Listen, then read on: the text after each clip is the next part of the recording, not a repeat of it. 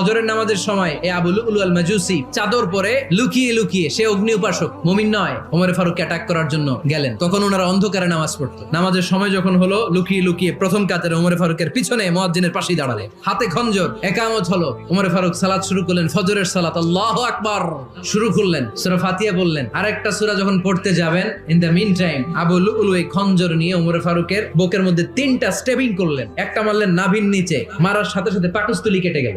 আরেকটা মারলেন পাজরে, পাজর ছিঁড়ে গেল। 3টা মারার পরে ওমর ফারুক বললেন, কাতালানি আল কালব, এক কুকুর আমাকে মেরে ফেলেছে। পেছন থেকে এক সাহাবীকে টান মেরে সামনের দিকে নিয়ে গেলেন, তুমি নামাজের ইমামতি করাও। আর ওমর ফারুককে বাকিরা ধরাধরি করে পেছনে নিতে আরম্ভ করলেন। আর এই আত্মাই আক্রমণ যে করেছে, সে কাতারের মাঝখান দিয়ে যেতে আরম্ভ করলো আর 2 দিকে ছুরি মারতে আরম্ভ করলো। 13 জন সাহাবীর গায়ে ছুরি মেরেছে, 7 জন সাহাবা স্পট ডেথ, জায়গায় মৃত্যু। এই ভয়ঙ্কর অবস্থা দেখে এক সাহাবী বুরনুস, এক ধরনের জুব্বা আছে মাথাওয়ালা, অনেকে জ্যাকেট পরছেন না এরকম মাথাওয়ালা লম্বা জুব্বা